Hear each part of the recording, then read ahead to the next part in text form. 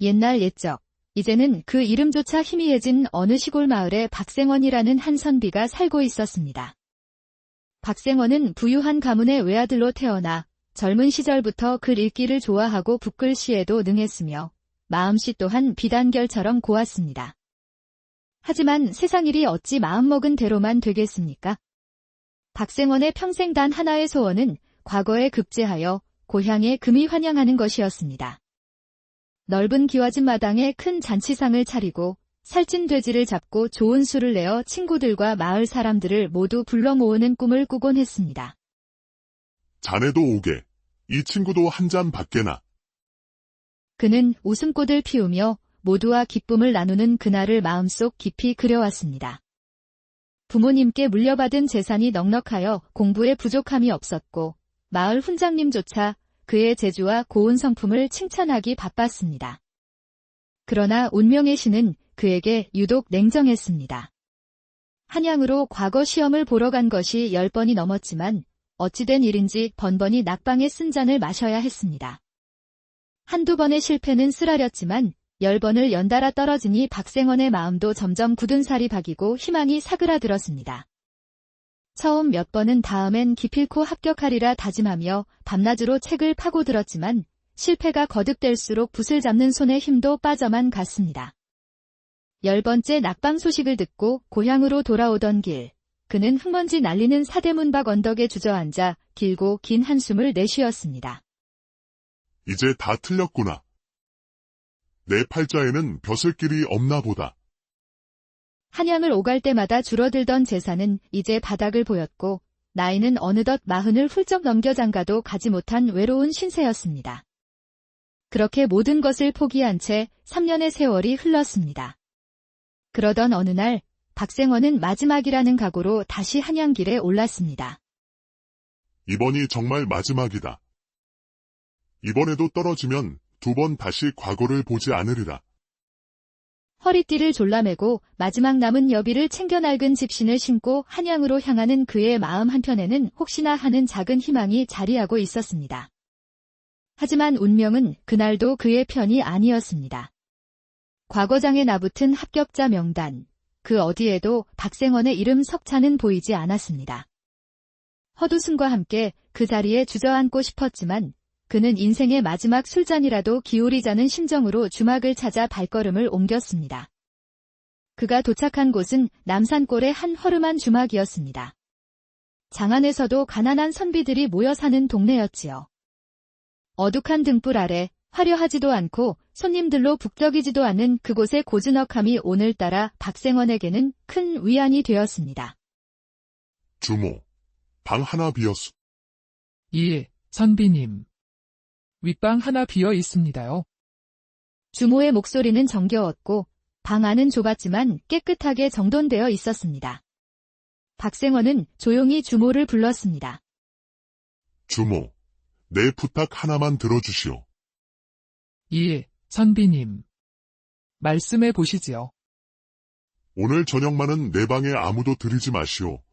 그리고 맑은 물 한 사발과 빈 술상, 잔 하나, 수저 하나만 가져다 주시오. 주모는 이상한 주문에 고개를 갸웃했지만 말없이 그의 부탁을 들어주었습니다. 박생원은 물이 담긴 사발과 빈 술상, 외로이 놓인 술잔을 앞에 두고 방 안에 홀로 앉았습니다. 창밖에서는 풀벌레 소리와 멀리서 들려오는 개 짖는 소리만이 정적을 깨고 있었습니다.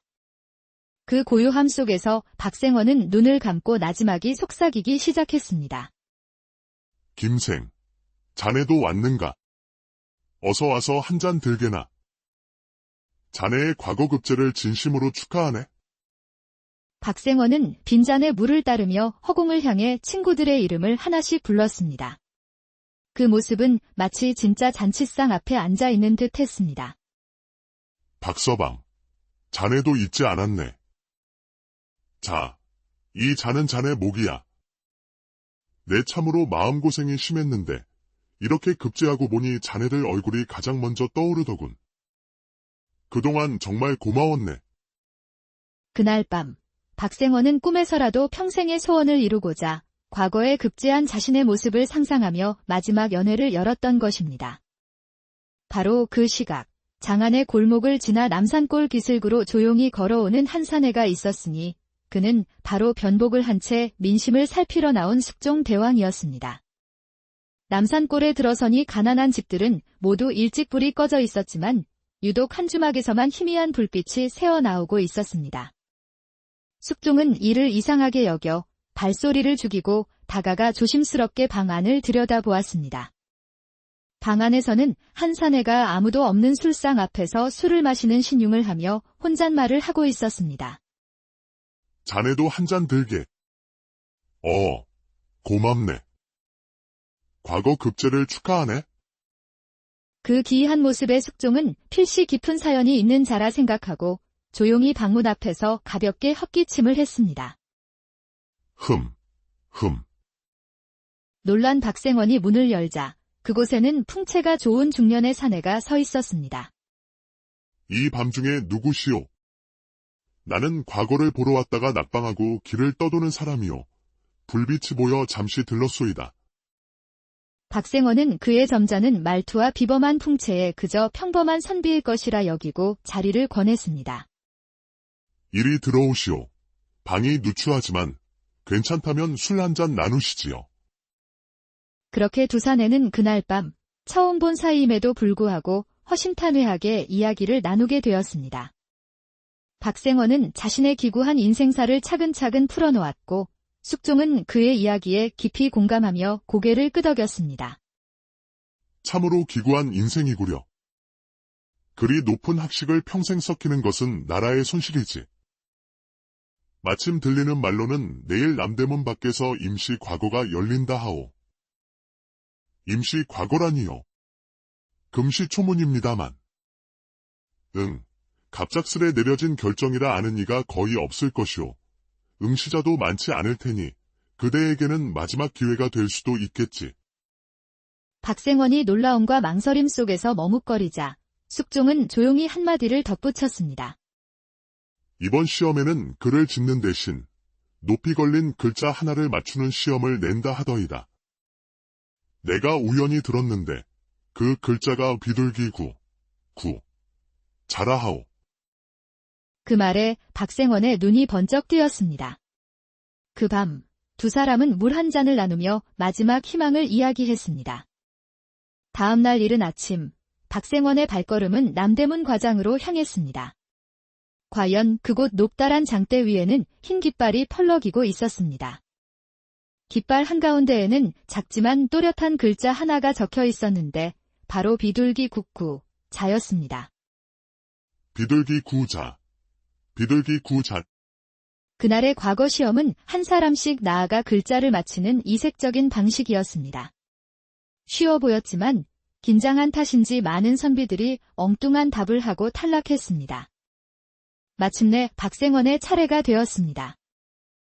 박생, 앞으로 나오시오. 깊게 숨을 들이마신 박생원은 장대 아래로 걸어가 무릎을 꿇었습니다. 글자는 분명히 보였지만 극심한 긴장감의 순간 머릿속이 하얗게 비어버렸습니다. 그때 시험관이 담뱃대를 재떨이에 탁탁 두드리며 재촉했습니다. 저 글자가 무엇인지 속히 대답하시오. 딱. 그 소리에 깜짝 놀란 박생원은 자신도 모르게 엉겁결에 외치고 말았습니다.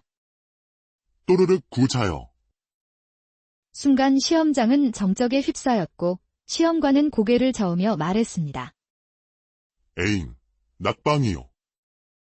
마지막 희망마저 잃은 박생원은 축 처진 어깨로 과장을 빠져나왔습니다. 그가 길모퉁이에 앉아 절망에 빠져 있는데 저 멀리서 한 젊은 선비가 과장을 향해 헐레벌떡 달려오고 있었습니다.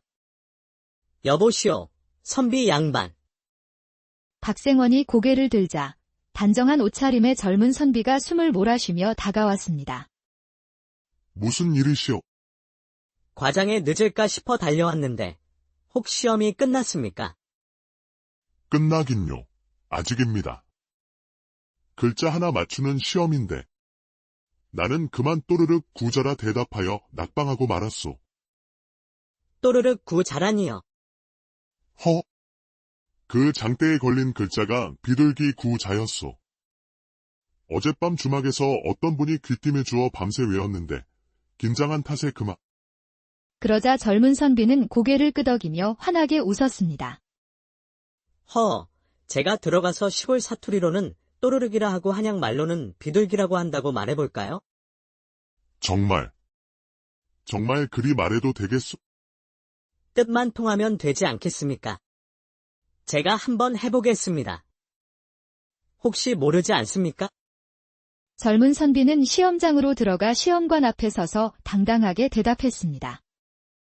예, 저 글자는 시골 사투리로는 또르륵 구자요. 한양 말로는 비둘기 구자입니다. 잠시 정적이 흐른 뒤 시험관의 입꼬리가 올라가며 큰 소리로 외쳤습니다. 합격이다.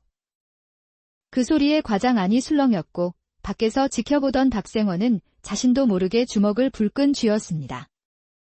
합격 소식이 조정에 전해지자 숙종은 조용히 시험관을 불러 명단을 살피게 했습니다. 비둘기 구자라 답한 자의 이름이 누구라 하였느냐? 예, 전하. 젊은 선비인데 성은 김이오 이름은 훈이라 하옵니다. 그럼 그 전에 또르륵 구자라 하여 낙방한 자는 누구더냐? 예, 박생원이라 하옵니다. 그 또한 시골 출신 선비라 기록되어 있사옵니다. 그러자 숙종은 온화한 미소를 지으며 말했습니다. 허허, 시골 사투리라. 같은 뜻을 다르게 말했을 뿐 그 진심과 성의는 같지 않겠느냐. 둘 다 합격시키도록 하라. 그렇게 박생원도 젊은 김선비도 나란히 과거에 급제하게 되었습니다. 박생원은 그 길로 고향에 내려가 마침내 평생의 소원이던 잔치를 열었습니다. 마당에는 긴 상이 놓이고 맛있는 음식과 술이 강물처럼 흘렀습니다. 자네도 오게. 자네도 한 잔 들게나. 내가 이번에 과거에 급제했네? 그토록 꿈꾸던 말을 실제로 하게 된 박생원은 마당 가득 울리는 웃음소리를 들으며 눈시울을 붉혔습니다. 그날 밤 박생원은 별빛이 쏟아지는 하늘을 올려다보며 조용히 속삭였습니다. 그날 밤에 선비님, 덕분에 내 인생이 다시 열렸소이다. 진심으로 고맙소. 이렇듯 평생을 바쳐 이룬 한 선비의 간절한 소망은 지혜로운 젊은이와 이름 모를 귀인의 손길로 마침내 활짝 피어나게 되어 옛날 옛적, 이제는 그 이름조차 희미해진 어느 시골 마을에 박생원이라는 한 선비가 살고 있었습니다. 박생원은 부유한 가문의 외아들로 태어나 젊은 시절부터 글 읽기를 좋아하고 붓글씨에도 능했으며 마음씨 또한 비단결처럼 고왔습니다. 하지만 세상일이 어찌 마음먹은 대로만 되겠습니까? 박생원의 평생 단 하나의 소원은 과거에 급제하여 고향에 금이 환영하는 것이었습니다. 넓은 기와집 마당에 큰 잔치상을 차리고 살찐 돼지를 잡고 좋은 술을 내어 친구들과 마을 사람들을 모두 불러 모으는 꿈을 꾸곤 했습니다. 자네도 오게. 이 친구도 한 잔 받게나. 그는 웃음꽃을 피우며 모두와 기쁨을 나누는 그날을 마음속 깊이 그려왔습니다. 부모님께 물려받은 재산이 넉넉하여 공부에 부족함이 없었고 마을 훈장님조차 그의 재주와 고운 성품을 칭찬하기 바빴습니다. 그러나 운명의 신은 그에게 유독 냉정했습니다. 한양으로 과거 시험을 보러 간 것이 10번이 넘었지만 어찌된 일인지 번번이 낙방에 쓴 잔을 마셔야 했습니다. 한두 번의 실패는 쓰라렸지만 10번을 연달아 떨어지니 박생원의 마음도 점점 굳은 살이 박이고 희망이 사그라들었습니다. 처음 몇 번은 다음엔 기필코 합격하리라 다짐하며 밤낮으로 책을 파고들었지만 실패가 거듭될수록 붓을 잡는 손에 힘도 빠져만 갔습니다.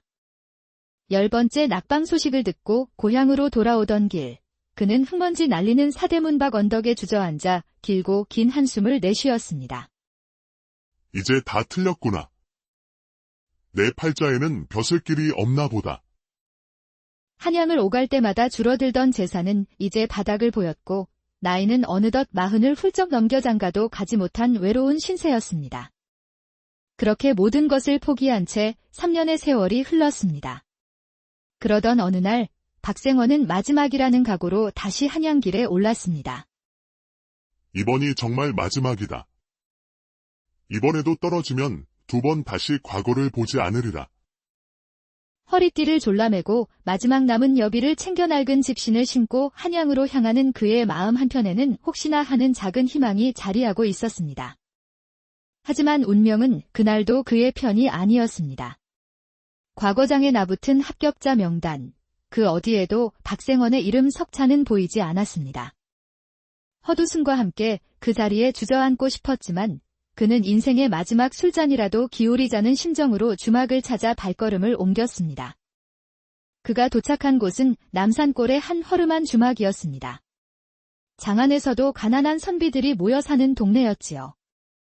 어둑한 등불 아래 화려하지도 않고 손님들로 북적이지도 않은 그곳의 고즈넉함이 오늘따라 박생원에게는 큰 위안이 되었습니다.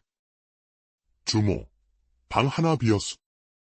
예, 선비님. 윗방 하나 비어 있습니다요. 주모의 목소리는 정겨웠고 방 안은 좁았지만 깨끗하게 정돈되어 있었습니다. 박생원은 조용히 주모를 불렀습니다. 주모, 내 부탁 하나만 들어주시오. 예, 선비님. 말씀해 보시지요. 오늘 저녁만은 내 방에 아무도 들이지 마시오.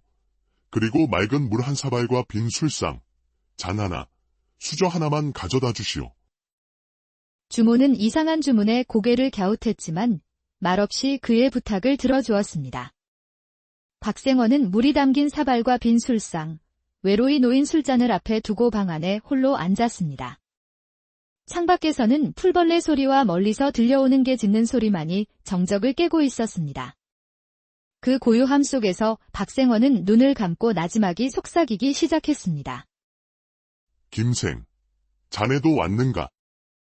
어서 와서 한 잔 들게나. 자네의 과거 급제를 진심으로 축하하네. 박생원은 빈잔에 물을 따르며 허공을 향해 친구들의 이름을 하나씩 불렀습니다. 그 모습은 마치 진짜 잔치상 앞에 앉아 있는 듯 했습니다. 박서방, 자네도 잊지 않았네. 자, 이 잔은 자네 목이야.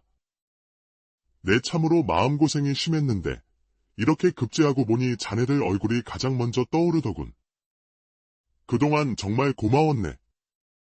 그날 밤 박생원은 꿈에서라도 평생의 소원을 이루고자 과거에 급제한 자신의 모습을 상상하며 마지막 연회를 열었던 것입니다.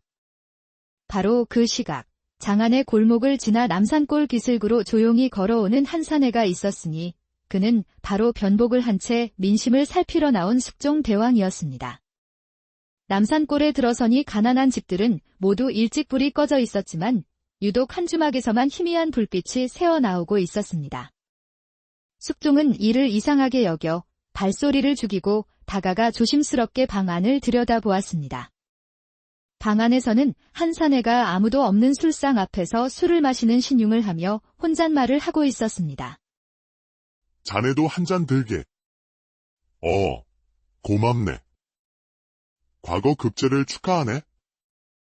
그 기이한 모습의 숙종은 필시 깊은 사연이 있는 자라 생각하고 조용히 방문 앞에서 가볍게 헛기침을 했습니다. 흠. 놀란 박생원이 문을 열자 그곳에는 풍채가 좋은 중년의 사내가 서 있었습니다. 이 밤중에 누구시오? 나는 과거를 보러 왔다가 낙방하고 길을 떠도는 사람이오. 불빛이 보여 잠시 들렀소이다. 박생원은 그의 점잖은 말투와 비범한 풍채에 그저 평범한 선비일 것이라 여기고 자리를 권했습니다. 이리 들어오시오. 방이 누추하지만 괜찮다면 술 한 잔 나누시지요. 그렇게 두 사내는 그날 밤 처음 본 사이임에도 불구하고 허심탄회하게 이야기를 나누게 되었습니다. 박생원은 자신의 기구한 인생사를 차근차근 풀어놓았고 숙종은 그의 이야기에 깊이 공감하며 고개를 끄덕였습니다. 참으로 기구한 인생이구려. 그리 높은 학식을 평생 썩히는 것은 나라의 손실이지. 마침 들리는 말로는 내일 남대문 밖에서 임시 과거가 열린다 하오. 임시 과거라니요. 금시초문입니다만. 갑작스레 내려진 결정이라 아는 이가 거의 없을 것이오. 응시자도 많지 않을 테니 그대에게는 마지막 기회가 될 수도 있겠지. 박생원이 놀라움과 망설임 속에서 머뭇거리자 숙종은 조용히 한마디를 덧붙였습니다. 이번 시험에는 글을 짓는 대신 높이 걸린 글자 하나를 맞추는 시험을 낸다 하더이다. 내가 우연히 들었는데 그 글자가 비둘기 구. 자라하오. 그 말에 박생원의 눈이 번쩍 뜨였습니다. 그 밤, 두 사람은 물 한 잔을 나누며 마지막 희망을 이야기했습니다. 다음 날 이른 아침, 박생원의 발걸음은 남대문 과장으로 향했습니다. 과연 그곳 높다란 장대 위에는 흰 깃발이 펄럭이고 있었습니다. 깃발 한가운데에는 작지만 또렷한 글자 하나가 적혀 있었는데 바로 비둘기 국구, 자였습니다. 비둘기 구자. 비둘기 구자. 그날의 과거 시험은 한 사람씩 나아가 글자를 맞히는 이색적인 방식이었습니다. 쉬워 보였지만 긴장한 탓인지 많은 선비들이 엉뚱한 답을 하고 탈락했습니다. 마침내 박생원의 차례가 되었습니다. 박생, 앞으로 나오시오. 깊게 숨을 들이마신 박생원은 장대 아래로 걸어가 무릎을 꿇었습니다. 글자는 분명히 보였지만 극심한 긴장감의 순간 머릿속이 하얗게 비어버렸습니다. 그때 시험관이 담뱃대를 재떨이에 탁탁 두드리며 재촉했습니다. 저 글자가 무엇인지 속히 대답하시오. 딱. 그 소리에 깜짝 놀란 박생원은 자신도 모르게 엉겁결에 외치고 말았습니다. 또르륵 구자여. 순간 시험장은 정적에 휩싸였고 시험관은 고개를 저으며 말했습니다. 에잉, 낙방이요. 마지막 희망마저 잃은 박생원은 축 처진 어깨로 과장을 빠져나왔습니다. 그가 길모퉁이에 앉아 절망에 빠져 있는데 저 멀리서 한 젊은 선비가 과장을 향해 헐레벌떡 달려오고 있었습니다. 여보시오, 선비 양반. 박생원이 고개를 들자 단정한 옷차림의 젊은 선비가 숨을 몰아쉬며 다가왔습니다. 무슨 일이시오? 과장에 늦을까 싶어 달려왔는데 혹 시험이 끝났습니까? 끝나긴요. 아직입니다. 글자 하나 맞추는 시험인데 나는 그만 또르륵 구자라 대답하여 낙방하고 말았소. 또르륵 구자라니요. 허? 그 장대에 걸린 글자가 비둘기 구자였소. 어젯밤 주막에서 어떤 분이 귀띔해 주어 밤새 외웠는데 긴장한 탓에 그만. 그러자 젊은 선비는 고개를 끄덕이며 환하게 웃었습니다. 제가 들어가서 시골 사투리로는 또르륵이라 하고 한양말로는 비둘기라고 한다고 말해볼까요? 정말 그리 말해도 되겠소? 뜻만 통하면 되지 않겠습니까?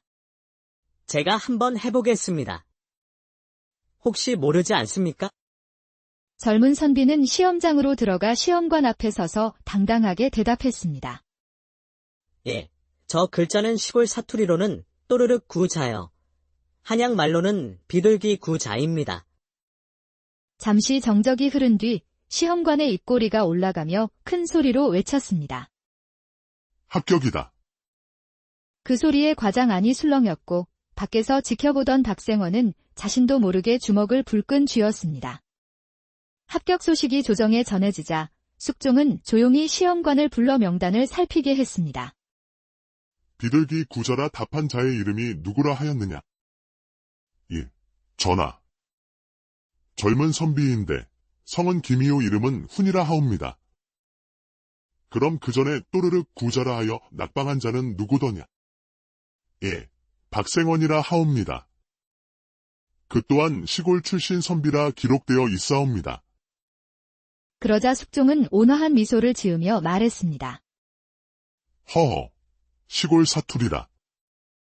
같은 뜻을 다르게 말했을 뿐 그 진심과 성의는 같지 않겠느냐. 둘 다 합격시키도록 하라. 그렇게 박생원도 젊은 김선비도 나란히 과거에 급제하게 되었습니다.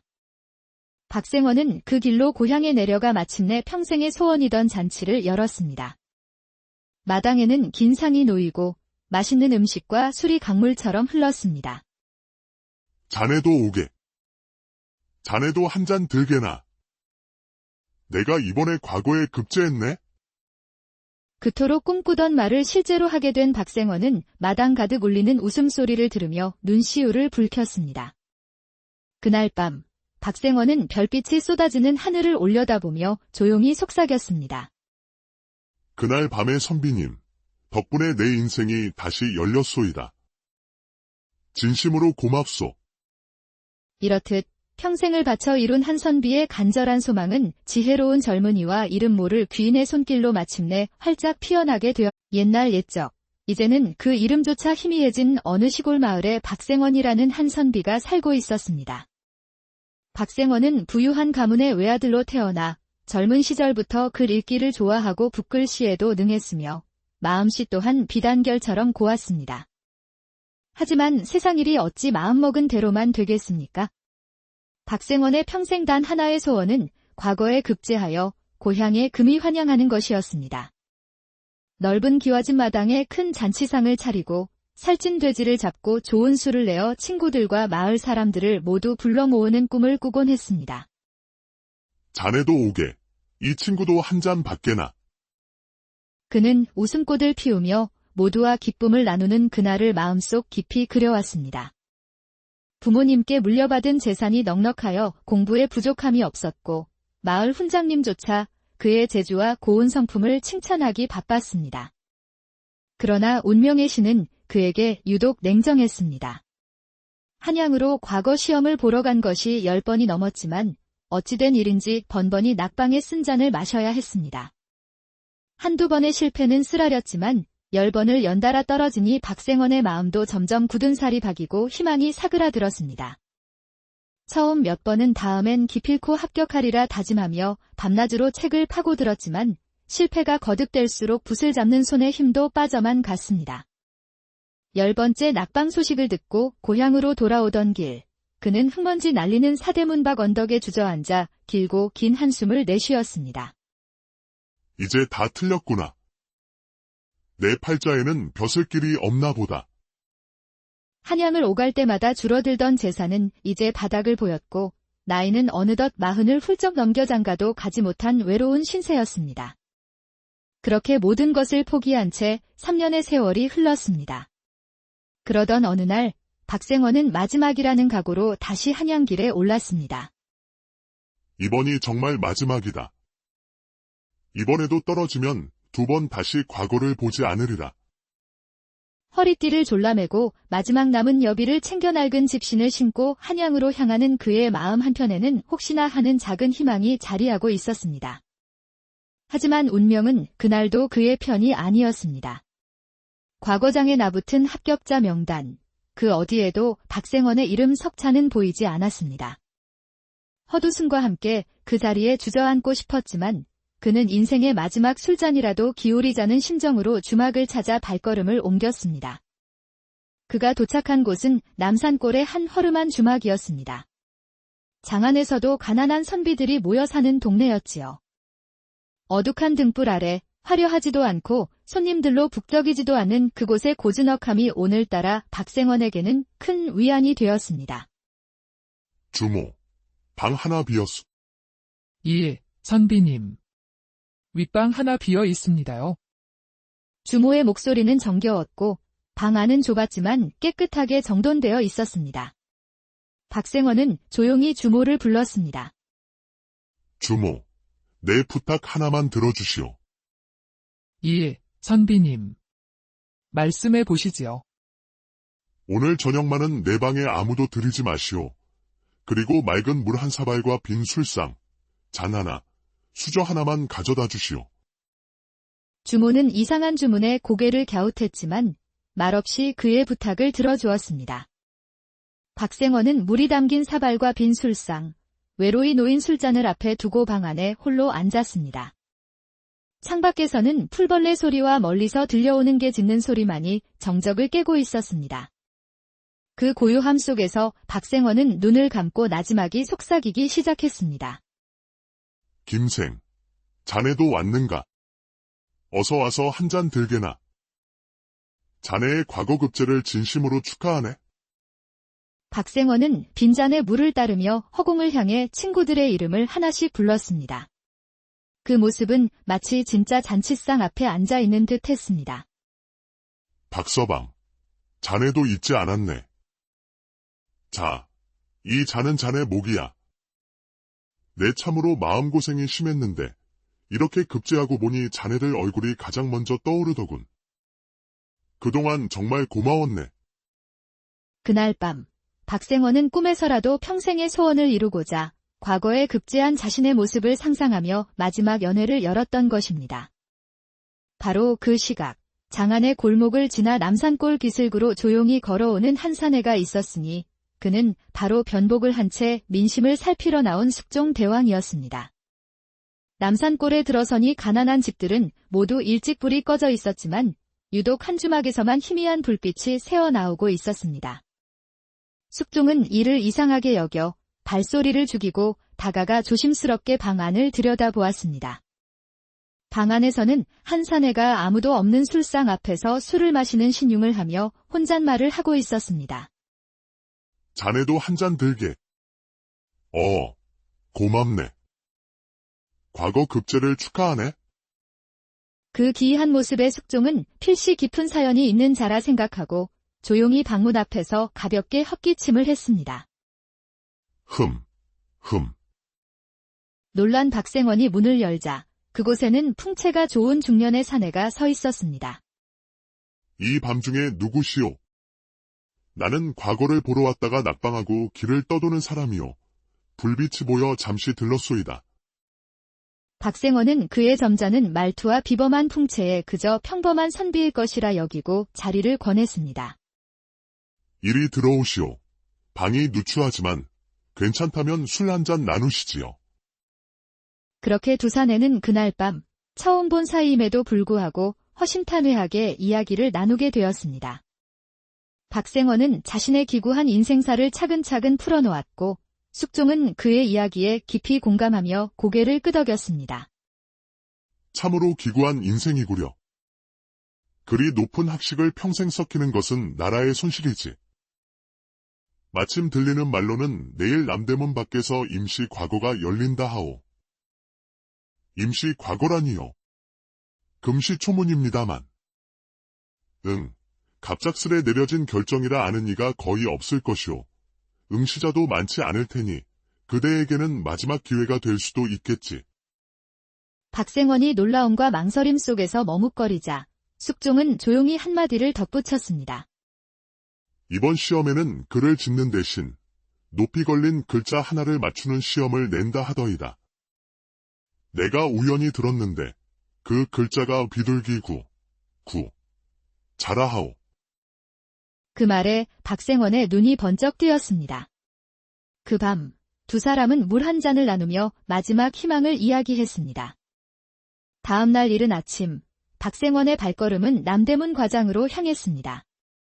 과연 그곳 높다란 장대 위에는 흰 깃발이 펄럭이고 있었습니다. 깃발 한가운데에는 작지만 또렷한 글자 하나가 적혀 있었는데 바로 비둘기 국구, 자였습니다. 비둘기 구자. 그날의 과거 시험은 한 사람씩 나아가 글자를 맞히는 이색적인 방식이었습니다. 쉬워 보였지만 긴장한 탓인지 많은 선비들이 엉뚱한 답을 하고 탈락했습니다. 마침내 박생원의 차례가 되었습니다. 박생, 앞으로 나오시오. 깊게 숨을 들이마신 박생원은 장대 아래로 걸어가 무릎을 꿇었습니다. 글자는 분명히 보였지만 극심한 긴장감의 순간 머릿속이 하얗게 비어버렸습니다.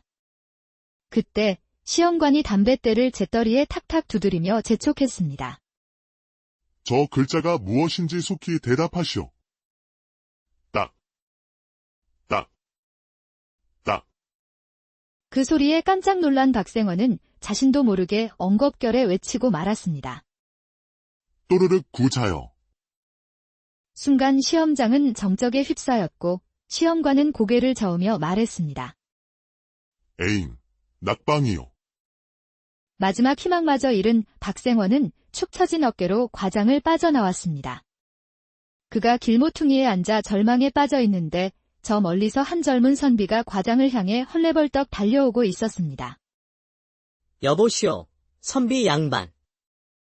박생원이 고개를 들자 단정한 옷차림의 젊은 선비가 숨을 몰아쉬며 다가왔습니다. 무슨 일이시오? 과장에 늦을까 싶어 달려왔는데 혹 시험이 끝났습니까? 끝나긴요. 아직입니다. 글자 하나 맞추는 시험인데 나는 그만 또르륵 구자라 대답하여 낙방하고 말았소. 또르륵 구 자라니요. 허? 그 장대에 걸린 글자가 비둘기 구자였소. 어젯밤 주막에서 어떤 분이 귀띔해 주어 밤새 외웠는데 긴장한 탓에 그만. 그러자 젊은 선비는 고개를 끄덕이며 환하게 웃었습니다. 제가 들어가서 시골 사투리로는 또르륵이라 하고 한양 말로는 비둘기라고 한다고 말해볼까요? 정말 그리 말해도 되겠소? 뜻만 통하면 되지 않겠습니까? 제가 한번 해보겠습니다. 혹시 모르지 않습니까? 젊은 선비는 시험장으로 들어가 시험관 앞에 서서 당당하게 대답했습니다. 예, 저 글자는 시골 사투리로는 또르륵 구자요. 한양 말로는 비둘기 구자입니다. 잠시 정적이 흐른 뒤 시험관의 입꼬리가 올라가며 큰 소리로 외쳤습니다. 합격이다. 그 소리에 과장 안이 술렁였고 밖에서 지켜보던 박생원은 자신도 모르게 주먹을 불끈 쥐었습니다. 합격 소식이 조정에 전해지자 숙종은 조용히 시험관을 불러 명단을 살피게 했습니다. 비둘기 구자라 답한 자의 이름이 누구라 하였느냐? 예, 전하. 젊은 선비인데 성은 김이요 이름은 훈이라 하옵니다. 그럼 그 전에 또르륵 구자라 하여 낙방한 자는 누구더냐? 예, 박생원이라 하옵니다. 그 또한 시골 출신 선비라 기록되어 있사옵니다. 그러자 숙종은 온화한 미소를 지으며 말했습니다. 허허, 시골 사투리라. 같은 뜻을 다르게 말했을 뿐 그 진심과 성의는 같지 않겠느냐. 둘 다 합격시키도록 하라. 그렇게 박생원도 젊은 김선비도 나란히 과거에 급제하게 되었습니다. 박생원은 그 길로 고향에 내려가 마침내 평생의 소원이던 잔치를 열었습니다. 마당에는 긴 상이 놓이고 맛있는 음식과 술이 강물처럼 흘렀습니다. 자네도 오게. 자네도 한 잔 들게나. 내가 이번에 과거에 급제했네? 그토록 꿈꾸던 말을 실제로 하게 된 박생원은 마당 가득 울리는 웃음소리를 들으며 눈시울을 붉혔습니다. 그날 밤 박생원은 별빛이 쏟아지는 하늘을 올려다보며 조용히 속삭였습니다. 그날 밤의 선비님, 덕분에 내 인생이 다시 열렸소이다. 진심으로 고맙소. 이렇듯 평생을 바쳐 이룬 한 선비의 간절한 소망은 지혜로운 젊은이와 이름 모를 귀인의 손길로 마침내 활짝 피어나게 되어 옛날 옛적, 이제는 그 이름조차 희미해진 어느 시골 마을에 박생원이라는 한 선비가 살고 있었습니다. 박생원은 부유한 가문의 외아들로 태어나 젊은 시절부터 글 읽기를 좋아하고 붓글씨에도 능했으며 마음씨 또한 비단결처럼 고왔습니다. 하지만 세상일이 어찌 마음먹은 대로만 되겠습니까? 박생원의 평생 단 하나의 소원은 과거에 급제하여 고향에 금이 환영하는 것이었습니다. 넓은 기와집 마당에 큰 잔치상을 차리고 살찐 돼지를 잡고 좋은 술을 내어 친구들과 마을 사람들을 모두 불러 모으는 꿈을 꾸곤 했습니다. 자네도 오게. 이 친구도 한 잔 받게나. 그는 웃음꽃을 피우며 모두와 기쁨을 나누는 그날을 마음속 깊이 그려왔습니다. 부모님께 물려받은 재산이 넉넉하여 공부에 부족함이 없었고 마을 훈장님조차 그의 재주와 고운 성품을 칭찬하기 바빴습니다. 그러나 운명의 신은 그에게 유독 냉정했습니다. 한양으로 과거 시험을 보러 간 것이 10번이 넘었지만 어찌된 일인지 번번이 낙방에 쓴 잔을 마셔야 했습니다. 한두 번의 실패는 쓰라렸지만 10번을 연달아 떨어지니 박생원의 마음도 점점 굳은 살이 박이고 희망이 사그라들었습니다. 처음 몇 번은 다음엔 기필코 합격하리라 다짐하며 밤낮으로 책을 파고들었지만 실패가 거듭될수록 붓을 잡는 손에 힘도 빠져만 갔습니다. 10번째 낙방 소식을 듣고 고향으로 돌아오던 길, 그는 흙먼지 날리는 사대문 밖 언덕에 주저앉아 길고 긴 한숨을 내쉬었습니다. 이제 다 틀렸구나.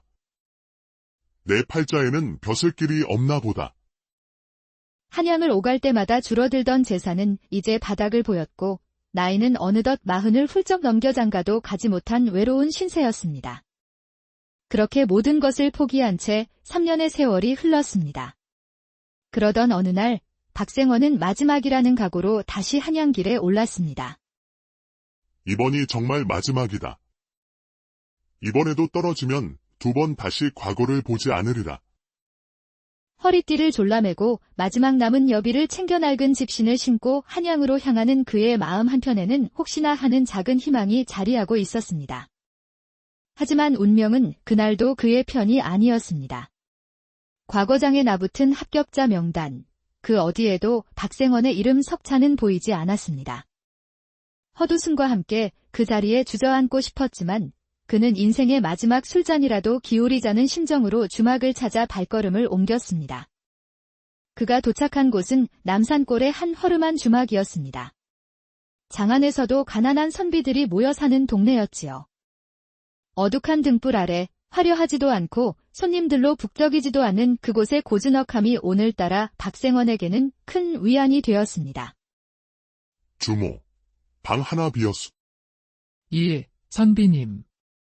윗방 하나 비어 있습니다요. 주모의 목소리는 정겨웠고 방 안은 좁았지만 깨끗하게 정돈되어 있었습니다. 박생원은 조용히 주모를 불렀습니다. 주모, 내 부탁 하나만 들어주시오. 예, 선비님. 말씀해 보시지요. 오늘 저녁만은 내 방에 아무도 들이지 마시오. 그리고 맑은 물 한 사발과 빈 술상, 잔 하나, 수저 하나만 가져다 주시오. 주모는 이상한 주문에 고개를 갸웃했지만 말없이 그의 부탁을 들어주었습니다. 박생원은 물이 담긴 사발과 빈 술상, 외로이 놓인 술잔을 앞에 두고 방 안에 홀로 앉았습니다. 창밖에서는 풀벌레 소리와 멀리서 들려오는 개 짖는 소리만이 정적을 깨고 있었습니다. 그 고요함 속에서 박생원은 눈을 감고 나지막이 속삭이기 시작했습니다. 김생, 자네도 왔는가? 어서 와서 한 잔 들게나. 자네의 과거 급제를 진심으로 축하하네. 박생원은 빈잔에 물을 따르며 허공을 향해 친구들의 이름을 하나씩 불렀습니다. 그 모습은 마치 진짜 잔치상 앞에 앉아있는 듯 했습니다. 박서방, 자네도 잊지 않았네. 자, 이 잔은 자네 목이야. 내 참으로 마음고생이 심했는데 이렇게 급제하고 보니 자네들 얼굴이 가장 먼저 떠오르더군. 그동안 정말 고마웠네. 그날 밤 박생원은 꿈에서라도 평생의 소원을 이루고자 과거에 급제한 자신의 모습을 상상하며 마지막 연회를 열었던 것입니다. 바로 그 시각, 장안의 골목을 지나 남산골 기슭으로 조용히 걸어오는 한 사내가 있었으니 그는 바로 변복을 한 채 민심을 살피러 나온 숙종 대왕이었습니다. 남산골에 들어서니 가난한 집들은 모두 일찍 불이 꺼져 있었지만 유독 한 주막에서만 희미한 불빛이 새어나오고 있었습니다. 숙종은 이를 이상하게 여겨 발소리를 죽이고 다가가 조심스럽게 방 안을 들여다보았습니다. 방 안에서는 한 사내가 아무도 없는 술상 앞에서 술을 마시는 신용을 하며 혼잣말을 하고 있었습니다. 자네도 한 잔 들게. 고맙네. 과거 급제를 축하하네. 그 기이한 모습의 숙종은 필시 깊은 사연이 있는 자라 생각하고 조용히 방문 앞에서 가볍게 헛기침을 했습니다. 흠. 놀란 박생원이 문을 열자 그곳에는 풍채가 좋은 중년의 사내가 서 있었습니다. 이 밤중에 누구시오? 나는 과거를 보러 왔다가 낙방하고 길을 떠도는 사람이오. 불빛이 보여 잠시 들렀소이다. 박생원은 그의 점잖은 말투와 비범한 풍채에 그저 평범한 선비일 것이라 여기고 자리를 권했습니다. 이리 들어오시오. 방이 누추하지만 괜찮다면 술 한 잔 나누시지요. 그렇게 두 사내는 그날 밤 처음 본 사이임에도 불구하고 허심탄회하게 이야기를 나누게 되었습니다. 박생원은 자신의 기구한 인생사를 차근차근 풀어놓았고 숙종은 그의 이야기에 깊이 공감하며 고개를 끄덕였습니다. 참으로 기구한 인생이구려. 그리 높은 학식을 평생 썩히는 것은 나라의 손실이지. 마침 들리는 말로는 내일 남대문 밖에서 임시 과거가 열린다 하오. 임시 과거라니요. 금시초문입니다만. 갑작스레 내려진 결정이라 아는 이가 거의 없을 것이오. 응시자도 많지 않을 테니 그대에게는 마지막 기회가 될 수도 있겠지. 박생원이 놀라움과 망설임 속에서 머뭇거리자 숙종은 조용히 한마디를 덧붙였습니다. 이번 시험에는 글을 짓는 대신 높이 걸린 글자 하나를 맞추는 시험을 낸다 하더이다. 내가 우연히 들었는데 그 글자가 비둘기 구. 자라하오. 그 말에 박생원의 눈이 번쩍 뜨였습니다. 그 밤, 두 사람은 물 한 잔을 나누며 마지막 희망을 이야기했습니다. 다음 날 이른 아침, 박생원의 발걸음은 남대문 과장으로 향했습니다. 과연 그곳 높다란 장대 위에는 흰 깃발이 펄럭이고 있었습니다. 깃발 한가운데에는 작지만 또렷한 글자 하나가 적혀 있었는데 바로 비둘기 국구, 자였습니다. 비둘기 구자. 그날의 과거 시험은 한 사람씩 나아가 글자를 맞히는 이색적인 방식이었습니다. 쉬워 보였지만 긴장한 탓인지 많은 선비들이 엉뚱한 답을 하고 탈락했습니다. 마침내 박생원의 차례가 되었습니다. 박생, 앞으로 나오시오. 깊게 숨을 들이마신 박생원은 장대 아래로 걸어가 무릎을 꿇었습니다. 글자는 분명히 보였지만 극심한 긴장감의 순간 머릿속이 하얗게 비어버렸습니다. 그때 시험관이 담뱃대를 재떨이에 탁탁 두드리며 재촉했습니다.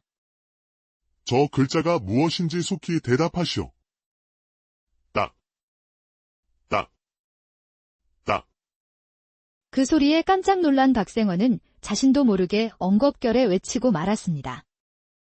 또르륵 구자여. 순간 시험장은 정적에 휩싸였고 시험관은 고개를 저으며 말했습니다. 에잉, 낙방이요. 마지막 희망마저 잃은 박생원은 축 처진 어깨로 과장을 빠져나왔습니다. 그가 길모퉁이에 앉아 절망에 빠져 있는데 저 멀리서 한 젊은 선비가 과장을 향해 헐레벌떡 달려오고 있었습니다. 여보시오, 선비 양반. 박생원이 고개를 들자 단정한 옷차림의 젊은 선비가 숨을 몰아쉬며 다가왔습니다. 무슨 일이시오? 과장에 늦을까 싶어 달려왔는데 혹 시험이 끝났습니까? 끝나긴요. 아직입니다. 글자 하나 맞추는 시험인데 나는 그만 또르륵 구자라 대답하여 낙방하고 말았소. 또르륵 구자라니요. 허? 그 장대에 걸린 글자가 비둘기 구자였소. 어젯밤 주막에서 어떤 분이 귀띔해 주어 밤새 외웠는데 긴장한 탓에 그만. 그러자 젊은 선비는 고개를 끄덕이며 환하게 웃었습니다. 제가 들어가서 시골 사투리로는 또르륵이라 하고 한양 말로는 비둘기라고 한다고 말해볼까요? 정말 그리 말해도 되겠소? 뜻만 통하면 되지 않겠습니까? 제가 한번 해보겠습니다. 혹시 모르지 않습니까? 젊은 선비는 시험장으로 들어가 시험관 앞에 서서 당당하게 대답했습니다. 예, 저 글자는 시골 사투리로는 또르륵 구자요. 한양 말로는 비둘기 구자입니다. 잠시 정적이 흐른 뒤 시험관의 입꼬리가 올라가며 큰 소리로 외쳤습니다. 합격이다. 그 소리에 과장 안이 술렁였고 밖에서 지켜보던 박생원은 자신도 모르게 주먹을 불끈 쥐었습니다. 합격 소식이 조정에 전해지자 숙종은 조용히 시험관을 불러 명단을 살피게 했습니다. 비둘기 구자라 답한 자의 이름이 누구라 하였느냐? 예, 전하. 젊은 선비인데 성은 김이오, 이름은 훈이라 하옵니다. 그럼 그 전에 또르륵 구자라 하여 낙방한 자는 누구더냐? 예, 박생원이라 하옵니다. 그 또한 시골 출신 선비라 기록되어 있사옵니다. 그러자 숙종은 온화한 미소를 지으며 말했습니다. 허허, 시골 사투리라. 같은 뜻을 다르게 말했을 뿐, 그 진심과 성의는 같지 않겠느냐. 둘 다 합격시키도록 하라. 그렇게 박생원도 젊은 김선비도 나란히 과거에 급제하게 되었습니다. 박생원은 그 길로 고향에 내려가 마침내 평생의 소원이던 잔치를 열었습니다. 마당에는 긴 상이 놓이고 맛있는 음식과 술이 강물처럼 흘렀습니다. 자네도 오게. 자네도 한 잔 들게나. 내가 이번에 과거에 급제했네? 그토록 꿈꾸던 말을 실제로 하게 된 박생원은 마당 가득 울리는 웃음소리를 들으며 눈시울을 붉혔습니다. 그날 밤, 박생원은 별빛이 쏟아지는 하늘을 올려다보며 조용히 속삭였습니다. 그날 밤에 선비님, 덕분에 내 인생이 다시 열렸소이다. 진심으로 고맙소. 이렇듯 평생을 바쳐 이룬 한 선비의 간절한 소망은 지혜로운 젊은이와 이름 모를 귀인의 손길로 마침내 활짝 피어나게 되어 옛날 옛적, 이제는 그 이름조차 희미해진 어느 시골 마을에 박생원이라는 한 선비가 살고 있었습니다. 박생원은 부유한 가문의 외아들로 태어나 젊은 시절부터 글 읽기를 좋아하고 붓글씨에도 능했으며 마음씨 또한 비단결처럼 고왔습니다. 하지만 세상 일이 어찌 마음먹은 대로만 되겠습니까? 박생원의 평생 단 하나의 소원은 과거에 급제하여 고향에 금이 환영하는 것이었습니다. 넓은 기와집 마당에 큰 잔치상을 차리고 살찐 돼지를 잡고 좋은 술을 내어 친구들과 마을 사람들을 모두 불러 모으는 꿈을 꾸곤 했습니다. 자네도 오게. 이 친구도 한 잔 받게나. 그는 웃음꽃을 피우며 모두와 기쁨을 나누는 그날을 마음속 깊이 그려왔습니다. 부모님께 물려받은 재산이 넉넉하여 공부에 부족함이 없었고 마을 훈장님조차 그의 재주와 고운 성품을 칭찬하기 바빴습니다. 그러나 운명의 신은 그에게 유독 냉정했습니다. 한양으로 과거 시험을 보러 간 것이 10번이 넘었지만 어찌된 일인지 번번이 낙방에 쓴 잔을 마셔야 했습니다.